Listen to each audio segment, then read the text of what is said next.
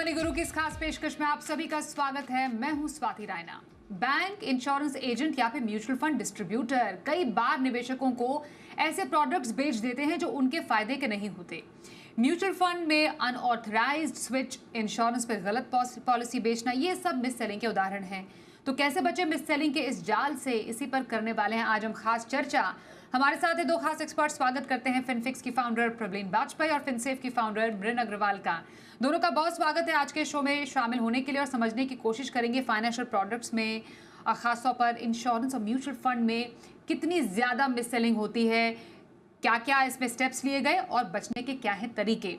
लेकिन जो हम ये मिस सेलिंग ट्रैप की बात कर रहे हैं मृन, हम देखते हैं कि इंश्योरेंस में सबसे ज़्यादा मिस सेलिंग की जाती है। तो ये अगर हम समझें, ये जो अलग अलग तरीक़ों से मिस सेलिंग इंश्योरेंस में होती है, तरीके क्या हैं? अगर कुछ तरीके आप हमें, हमारे दर्शकों को बताएं।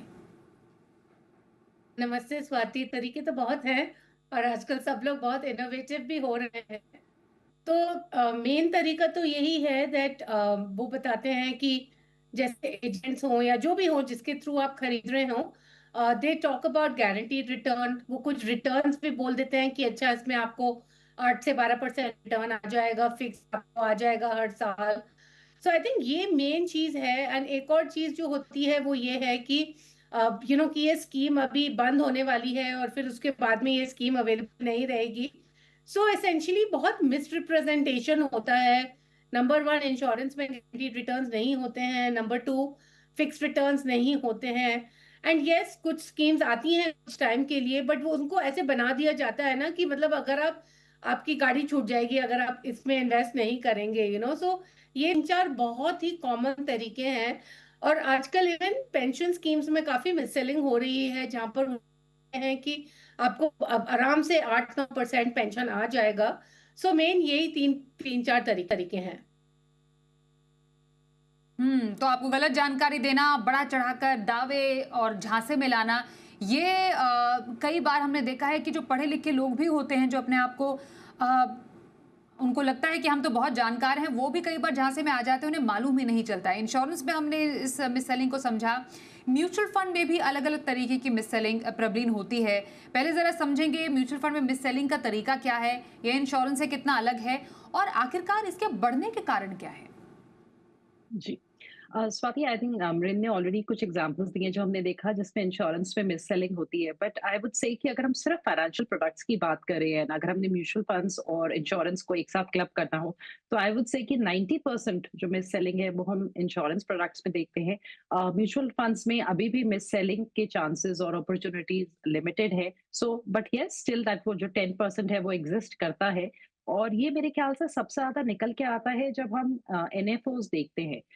इंडिया में अगर चाहे आप इंश्योरेंस की मार्केट देख लीजिए, म्यूचुअल फंड्स की मार्केट्स देख लीजिए, it's a very hard sells. मतलब हमारा जो सेल्स पे बहुत ज्यादा फोकस रहता है और जब भी किसी नए प्रोडक्ट का लॉन्च होता है, मेरे ख्याल से जितनी टीम्स होती हैं, जो सेल्स होते हैं उनका सेल्स की टीम रहती है एंड टॉप डाउन उनके ऊपर प्रेशर होता है कि आप इतना पैसा जरूर लेके आइए उस स्कीम में।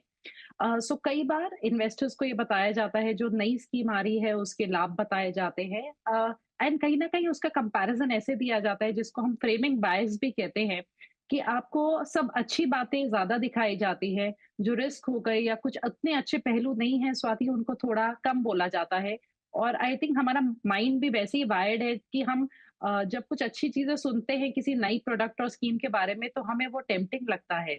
सो यूजुअली एनएफओस के जरिए मैं बोलूंगी कि म्यूचुअल फंड्स में जो हम मिस सेलिंग देखते हैं एंड अक्सर आपकी एग्जिस्टिंग स्कीम्स के स्विचेस कर दिए जाते हैं with in the same fund house. मान लीजिए एबीसी म्यूचुअल फंड कोई एनएफओ लेके आया है और एबीसी म्यूचुअल फंड में आपकी कोई इन्वेस्टमेंट थी, तो उसका स्विच उस नए एनएफओ में कर दिया जाता है। ये एक सबसे कॉमन तरीका है म्यूचुअल फंड्स में मिस सेलिंग का। एंड इसके पीछे कारण एक तरफ है जो हार्ड सेल्स पुश रहती है एंड दूसरा एक और है स्वाति, जो आई थिंक हम आगे डिस्कस करेंगे, जो कुछ मिथ्स है जो इन्वेस्टर्स को भी लगती हैं कि शायद 10 रुपए के एनएवी पे चीज आ रही है तो सस्ती है और हमने कम दाम में खरीद ली। तो इस टाइप के बायसेस के ओवरऑल प्ले से जो ये ओवरऑल मिस सेलिंग की जाती है फाइनेंशियल प्रोडक्ट्स में, ये वर्क करती है। सो इसका डेफिनेटली 90% हमें जो आपको सेल कर रहे हैं उनका दोष है, पर 10% मैं बोलूंगी हमारा भी दोष है, बिकॉज हम कहीं ना कहीं ग्रीड में आ जाते हैं और हम अपनी बिना नॉलेज को बढ़ाए, हम ब्लाइंडली फॉलो करना चाहते हैं जो हमें दिखाया जाता है उसको। बिल्कुल, एक टाइम तो दिक्कत ये होती थी कि हमारे पास जानकारी का अभाव है। ये पहले दिक्कत हुआ करती थी कि हमें तो मालूम ही नहीं है कि कहाँ इन्वेस्ट करना है, इस प्रोडक्ट की जानकारी कहाँ मिलेगी। लेकिन अब तो इन्फॉर्मेशन बूम है, अब तो जानकारी ही जानकारी है। वो भी अपने आप में एक परेशानी है लोगों के लिए कि कौन सी जानकारी पे यकीन किया जाए। तो पहले जानकारी का अभाव दिक्कत थी, अब मोर देन रिक्वायर्ड जानकारी भी एक बड़ी दिक्कत बनकर सामने आ रही है, स्पेशली हमारी फाइनेंशियल अगर हम डिसीजंस के बारे में समझे तो। इंश्योरेंस में मिस सेलिंग पर अगर मृण वापस लौटें, हमने ये देखा कि ज़्यादा मामले जो मिस सेलिंग के होते हैं वो बैंकों से होते हैं। बैंक या कुछ ऐसे बैंकिंग एजेंट्स जो हैं वो जानबूझकर ग्राहकों को प्रोडक्ट्स बेच देते हैं। उसके बाद हमने देखा कि जो कंप्लेंट जहाँ पर गई है, जिनके खिलाफ कंप्लेंट करने की तादाद है, उसमें आपके ब्रोकर्स भी हैं जिनके खिलाफ कंप्लेंट होती है, इंडिविजुअल एजेंट्स भी हैं, डायरेक्ट सेलिंग से भी कई कंप्लेंट के मामले हैं। कौन सी ऐसी जगह है जहां पर एक ग्राहक को सतर्क रहना चाहिए कि एक जेन्युइन प्रोडक्ट बेचा जा रहा है या फिर उनको जबरदस्ती ऐसा प्रोडक्ट बेचा जा रहा है जिससे उनका नहीं दूसरे का फायदा हो रहा हो? तो आई थिंक जैसे प्रबली ने कहा कि जो भी प्रोडक्ट हम खरीद रहे हैं उसको हम अच्छे से जांच लें, परख लें, उसके बारे में अच्छे से देख लें। स्वाति, होता क्या है कि काफी बार मैंने देखा है कि customers just sign blank forms, आकर उनको बोल देता है कि अच्छा ये अच्छा स्कीम है मार्केट में, इसमें आपको इतना % रिटर्न मिल जाएगा, और फिर फॉर्म पर साइन कर लेते हैं। वो अपना कुछ रिसर्च नहीं करते हैं और अपना कुछ चेक्स एंड बैलेंसेस नहीं करते हैं। And even a simple thing, like many times जिन लोगों को साथ ये मिससेलिंग होती है, फिर वो आके बताते हैं, तो एक सिंपल सी चीज हम पूछते हैं कि आपने फॉर्म देखा कि आपने क्या फॉर्म भरा है, फॉर्म में कंपनी का नाम क्या लिखा है? They are not even checking the basics. तो आई वुड से कि irrespective of what anybody tells you, number one, आप अपना खुद अपना मतलब इंफॉर्मेशन, आप नॉलेज देख, मतलब आप अपने खुद ड्यू डिलिजेंस कीजिए खुद इस प्रोडक्ट के बारे में। इंटरनेट में जैसे कि आपने कहा आजकल बहुत ज्यादा इंफॉर्मेशन है, but there are you will get the basic information at least, right? So get the basic information and understand कि ये प्रोडक्ट हमारे रिस्क के हिसाब से है, क्या हमें ये लॉक इन चाहिए या नहीं, बिकॉज ये सब जो इंश्योरेंस की स्कीम्स होती हैं इसमें 10-15 साल का लॉक इन रहता है। अच्छा, इसमें जब अगर आपको जल्दी पैसे निकालने हैं तो इसमें पेनल्टीज वगैरह भी ज्यादा होती हैं। तो first 2-3 things investor should always check, इसमें क्या लॉक इन है, अच्छा इसमें फिक्स रिटर्न है, गारंटीड रिटर्न है, कौन सी कंपनी स्कीम लाई है, क्या ये इंश्योरेंस कंपनी है या ये म्यूचुअल फंड है, ये क्या कंपनी है, और वो तो आप फॉर्म देख के आप देख सकते हैं। एंड इसमें एक्सपेक्टेड रिटर्न क्या हो सकता है। Again, you have to be reasonable yourself. Prableen actually said it rightly कि इन्वेस्टर को भी खुद अपने आप से सोचना चाहिए कि देखिए, अगर एक फिक्स डिपॉजिट आपको 6-7% दे रहा है, तो ये जो इंश्योरेंस कंपनीज हैं ये लोग ज्यादातर तो बॉन्ड्स में ही इन्वेस्ट कर रहे हैं, तो कहाँ से ये 10-12% का रिटर्न ला सकते हैं। और हाँ, और एक और चीज बहुत important, you should always ask कि इसमें कॉस्ट इनबिल्ट कॉस्ट कितना है, क्योंकि आजकल क्या है, सब कॉस्ट इनबिल्ट है, राइट? सो इन्वेस्टर को पता नहीं चल रहा है कि कितना कमीशन जा रहा है, कितना अमाउंट इन्वेस्ट हो रहा है। तो ये 5 क्वेश्चंस जरूर पूछने चाहिए। And then you should think कि क्या मेरे को ऐसे स्कीम में जाना है, ऐसी सब स्कीम्स ने प्रीवियस कैसे टाइप का रिटर्न दिया है। थोड़ा बहुत ये आप अपना खुद का रिसर्च करके फिर आपको सोच समझ के इन्वेस्ट करना चाहिए।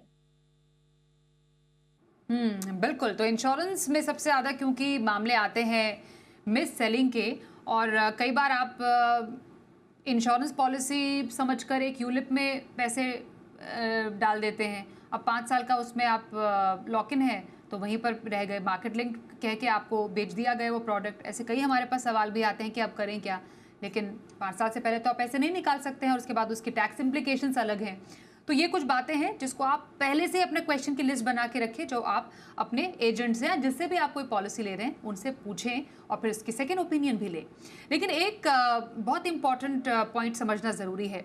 प्रबलिन, ये बताइए, म्यूचुअल फंड में मिस सेलिंग के ही एक तौर पर ऑन अनऑथराइज स्विच ट्रांजैक्शन के बारे में काफ़ी ज़्यादा चर्चा की गई है।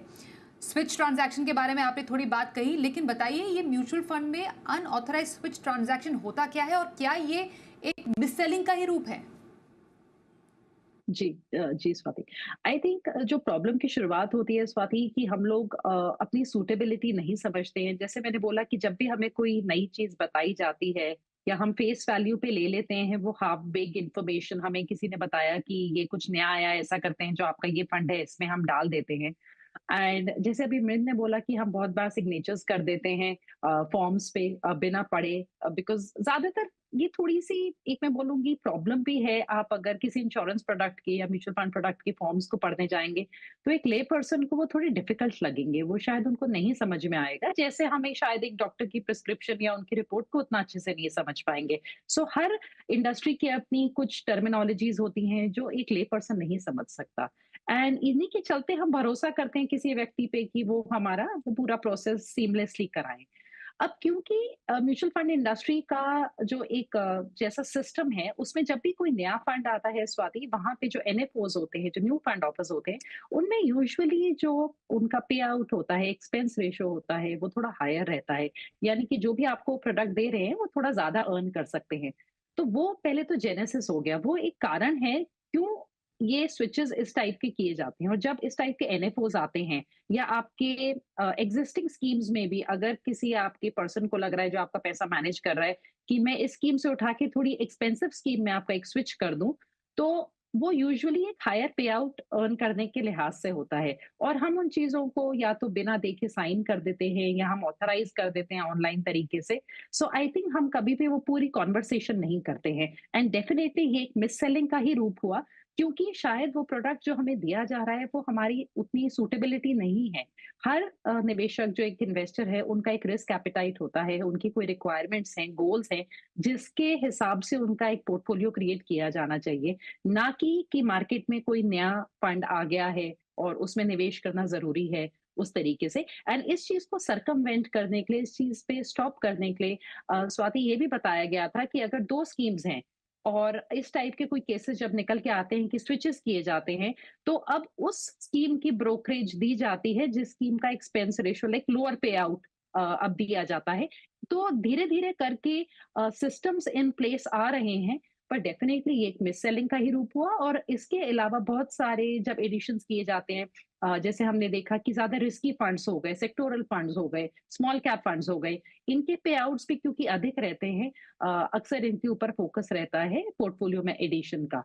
तो ये छोटे लेवल पे ही सही, बहुत ब्लेटेंट मिस्टेक्स नहीं होंगी, पर ये आपकी बिना सूटेबिलिटी को देखते हुए होता है, स्पेशली रिस्क एपेटाइट को देखते हुए, तो ये मिस सेलिंग का ही रूप कंसिडर किए जाएंगे।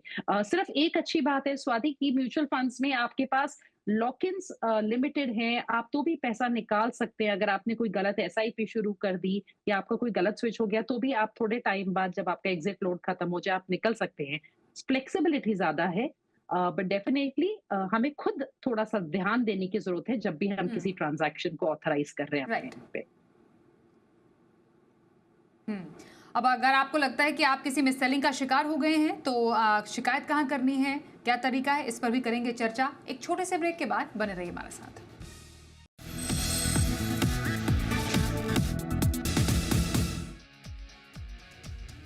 बात करें मिस सेलिंग की, हम हमारे साथ मृण अग्रवाल और साथ ही प्रवीण वाजपेयी उनसे जान रहे हैं कि म्यूचुअल फंड या फिर इंश्योरेंस में अगर आपको किसी ने झूठ बोलकर, गलत जानकारी देकर कोई ऐसा प्रोडक्ट या स्कीम बेच दी है तो अब आपको करना क्या है। मृण, क्योंकि इंश्योरेंस की टर्मिनोलॉजी बहुत ही ज़्यादा जटिल होती है, ये बताइए कि इंश्योरेंस में मिस सेलिंग से अगर बचना है तो क्या तैयारी आपको एक पॉलिसी लेने से पहले करनी चाहिए, वो वन बाय वन स्टेप बताइए। तो सबसे पहले तो आपको सोचना चाहिए कि आपको लॉक इन चाहिए या नहीं, राइट? क्योंकि ज्यादातर जो भी पॉलिसीज होती हैं उसमें लॉक इन तो काफी ज्यादा होता है, राइट? सो सबसे पहले तो आपको ये देखना है। दूसरा आपको ये देखना है कि जिस टाइप की आप पॉलिसी ले रहे हैं उसमें क्या रिटर्न एक्सपेक्टेशंस हैं, and do those return expectations actually beat inflation in the first place? क्योंकि अगर वो इन्फ्लेशन को नहीं बीट कर रही हैं तो आप क्यों इन्वेस्ट कर रहे हैं? So is there another alternate product which can actually then help you beat that inflation? Of course you have to check what is, जैसे कि मैंने कहा कि आपको कॉस्ट वगैरह का भी आपको चेक करना पड़ेगा। एंड आई वुड से कि प्लीज आप चेक कीजिए कि आप क्या फॉर्म साइन कर रहे हैं। ये जो हम बात कर रहे हैं, ये तो ज्यादा लाइफ इंश्योरेंस के बारे में हम बात कर रहे हैं, बट हेल्थ इंश्योरेंस में भी काफी सारा इश्यूज हो सकते हैं। One is of course miss selling, but other is also miss representation of data. तो बहुत बार क्योंकि इन्वेस्टर्स अपने आप फॉर्म नहीं भरते हैं, काफी सारे डिक्लेरेशंस जो हेल्थ डिक्लेरेशंस होते हैं, they are just ticked as no. तो फिर आगे जाके ये बहुत प्रॉब्लम हो सकता है अगर आप क्लेम करेंगे एंड आपने कुछ मिस रिप्रेजेंटेशन, मतलब ना जानते हुए भी, मतलब किसी ने फॉर्म भर दिया और आपने बस साइन कर दिया, but onus is on you always, right? So hence it's very important कि आप फॉर्म्स अपने आप भरें। यस, लगता है कि cumbersome है, but honestly other than asking your name and your address and your bank account details, इतना ज्यादा भी cumbersome नहीं है कि आप नहीं कर सकते हैं। यस, थोड़ा टाइम कंज्यूमिंग है। सो आई विल से कि ये सब आप जानिए। जैसे कि मैंने 5 फैक्टर्स बताए थे, right? What is the post tax return, does it beat inflation, what is the cost of the product, is it liquid, is it giving compounded returns, right? And is it regulated? Of course most of the insurance schemes are regulated, तो उसमें तो कुछ problem नहीं होगी, but ये 4-5 चीजें आपको check करनी है एंड फॉर्म आपको अपने आप से ही भरना है। बिल्कुल। तो फॉर्म अपने आप से भरिए और समझिए और जानिए कि आपको कितने ज़रूरत है उस प्रोडक्ट की। अब ज़रा कुछ मिथ बस्ट करना ज़रूरी है।